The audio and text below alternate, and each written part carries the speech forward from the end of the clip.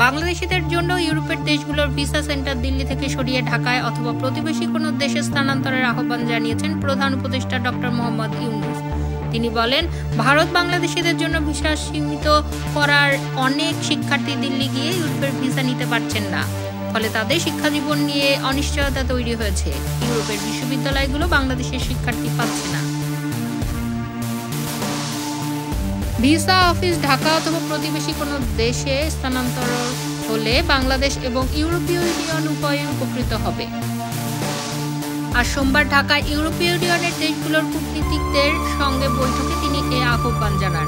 দুপুর 12টায় রাজধানীর তেজগাঁওয়ে প্রধান উপদেষ্টার কার্যালয়ে এই বৈঠক অনুষ্ঠিত হয়।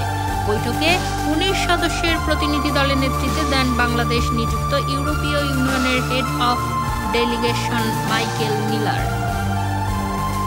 বাংলাদেশে জুলাই-আগস্টে গণ-অভ্যুত্থানে শহীদ আহতদের প্রতি সম্মান প্রদর্শন করেন প্রধান উপদেষ্টা। এ সময় তিনি গত 16 বছর ধরে অত্যাচার, শোষণ, বলপূর্বক গুম, মানবাধিকার লঙ্ঘনের সম্পর্কে সংক্ষেপে কূটনীতিকদের সামনে তুলে ধরেন।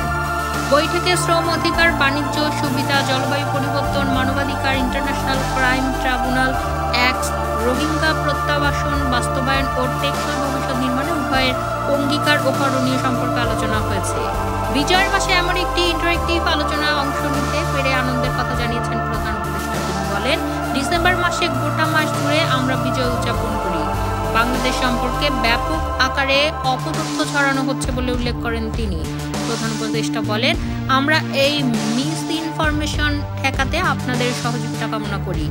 তিনি অর্থনৈতিক শ্বেতপত্রের বিষয় উল্লেখ করে দুর্নীতি, অর্থ পাচার এবং ব্যাংকিং সিস্টেমকে কিভাবে বিপর্যস্ত করা হয়েছিল সেসব কথা জানান। সংস্কার প্রক্রিয়ার প্রধান উপদেষ্টাকে পূর্ণ সমর্থন জানিয়েছেন ইইউ প্রতিনিধিরা।